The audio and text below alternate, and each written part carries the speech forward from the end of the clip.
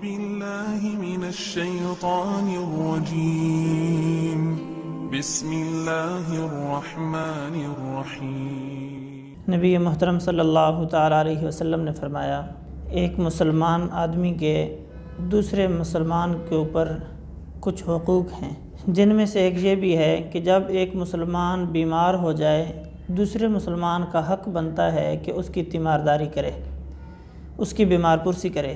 اسی طرح ایک اور حدیث کے اندر آپ صلی اللہ علیہ وسلم نے فرمایا کہ جس وقت کوئی مسلمان آدمی کسی بیمار کی بیمار پرسی کرتا ہے، اگر شام کے وقت کرے تو صبح تک 70,000 فرشتے اس آدمی کے لیے دعا کرتے رہتے ہیں۔ اگر صبح کے وقت وہ بیمار پرسی کے لیے جاتا ہے تو پورا دن 70,000 فرشتے اس کے لیے دعا کرتے رہتے ہیں۔ تو اس حدیث مبارکہ سے ہمیں یہ سمجھ میں آیا کہ آپ صلی اللہ تعالیٰ علیہ وسلم کے فرمان کے مطابق کسی بیمار مسلمان کی بیماری پرسی کرنا یہ دوسرے مسلمان کا حق ہوتا ہے، اور یہ آپ صلی اللہ تعالیٰ علیہ وسلم کا اپنا معمول بھی تھا۔ جب بھی کوئی صحابی بیمار ہو جاتا، جب بھی کوئی شخص بیمار ہو جاتا، آپ صلی اللہ علیہ وسلم اس کی بیمار پرسی کے لیے تشریف لے جایا کرتے تھے۔ آپ علیہ الصلوۃ والسلام کی زندگی کا واقعہ ہے، سیدہ فاطمہ الزہرا رضی اللہ تعالی عنہا بیمار ہو گئیں اور شدید بیمار تھی۔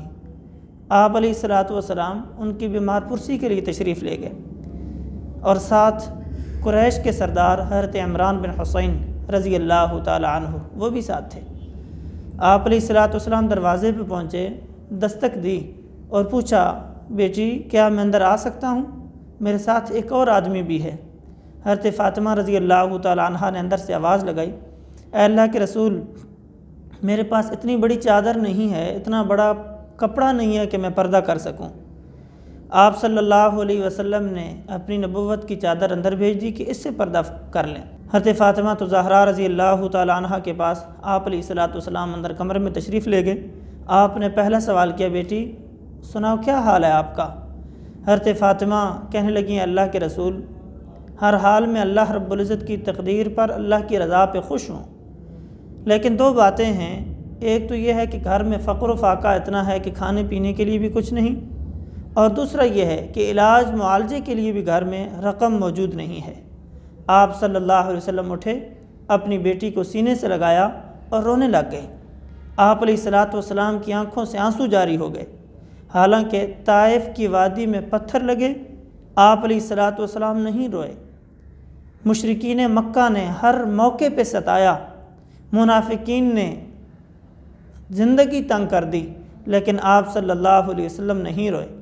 ابھی بیٹی کا دکھ برداشت نہیں ہوا، آپ علیہ الصلوۃ والسلام کی آنکھوں سے آنسو جاری ہو گئے، اس لیے کہ بیٹیوں کے دکھ انسان کو رلا دیتے ہیں، رلانے والے ہوتے ہیں۔ پھر آپ علیہ الصلوۃ والسلام نے فرمایا، بیٹی اس میں پریشان ہونے کی کوئی بات نہیں، اگر آپ نے فقر و فاقہ برداشت کیا ہے، آج تیسرا دن ہے، تیرے ابا کے گھر میں بھی فقر و فاقہ ہے، میں نے بھی کچھ نہیں کھایا۔ اور آپ صلی اللہ علیہ وسلم فرمانے لگے، بیٹا اللہ رب العزت نے مجھے اس بات کا اختیار دیا تھا کہ اگر آپ چاہیں تو عرب کے پہاڑوں کو آپ کے لیے سونا بنا دیا جائے، لیکن تیرے ابا نے اس بات کو قبول نہیں کیا۔ پھر اللہ رب العزت نے پوچھا، اچھا بتائیے کیا چاہتے ہیں؟ تو پھر تیرے ابا نے کہا، اے رب ذوالجلال، میں چاہتا یہ ہوں کہ ایک دن میں بھوکا رہوں اور ایک دن سیراب ہو کے کھاؤں۔ جس دن بھوکا رہوں گا صبر کروں گا، اور جس دن سیر ہو کے کھاؤں گا اس دن مولا تیرا شکر ادا کروں گا۔ یہ آپ صلی اللہ علیہ وسلم کی زندگی تھی۔ اور پھر دیکھیے کہ دونوں جہانوں کے سردار پیارے حبیب صلی اللہ تعالیٰ علیہ وسلم کے گھر کے اندر بھی فقر و فاقہ تھا۔ یوں نہیں کہ آج ہمارے گھر میں فقر و فاقہ آ جائے اور ہم پریشان ہو جائیں کہ شاید ہمارا محبوب اللہ ہم سے محبت نہیں کرتا، اس وجہ سے ہمیں آزمائش کے اندر مبتلا کر دیا۔ نہیں عزیز مسلمانوں، یہ بات نہیں۔ اگر مالداری، یہ کاریں، یہ کوٹھیاں، یہ بنگلے، یہ محلات، یہ عزت کا سبب ہوتے، یہ اللہ کے ہاں مقبولیت کا سبب ہوتے، تو قارون جو دنیا کا مالدار ترین آدمی تھا، جس کے خزانوں کی چابیاں نہ جانے کتنے اونٹوں کے اوپر لادی جاتی تھیں، وہ دنیا کا معزز ترین بندہ ہوتا، لیکن اللہ نے اس قارون کو اس کے مال سمیت زمین میں دھنسا دیا۔ تو یہ عزت، یہ مالداری، یہ اللہ کے ہاں یہ مالداری جو ہے، یہ دنیا اور یہ دولت، یہ عزت کا سبب نہیں ہے۔ اللہ کے ہاں عزت کا سبب صبر و شکر ہے، تقوی ہے۔ اب اگر کسی بندے کے گھر کے اندر فقر و فاقہ ہو، آپ صلی اللہ علیہ وسلم کی زندگی کو سامنے رکھ لے۔ اگر کسی آدمی کے پاس اتنے پیسے نہ ہوں کہ اپنی اولاد کا علاج معالجہ کر لے، تو تھوڑی دیر کے لیے سوچ لیا کرے، دو جہانوں کے سردار کی بیٹی اور محبوب بیٹی کے گھر کے اندر بھی اتنی نقدی نہیں تھی کہ وہ اپنا علاج کروا سکتے، اور اگر کسی آدمی کے گھر کے اندر پہننے کے لیے کپڑے نہ ہوں تو تھوڑی دیر کے لیے سوچ لیا کرے، دو جہانوں کی سردار کی بیٹی حضرت فاطمہ تو زہرا رضی اللہ تعالیٰ عنہ کے پاس اتنی بڑی چادر نہیں تھی کہ وہ پردہ کر سکتی اس موقع پر۔ تو ہمیں بھی چاہیے کہ ہم دنیا کو اپنی محبوب ترین جگہ نہ سمجھیں۔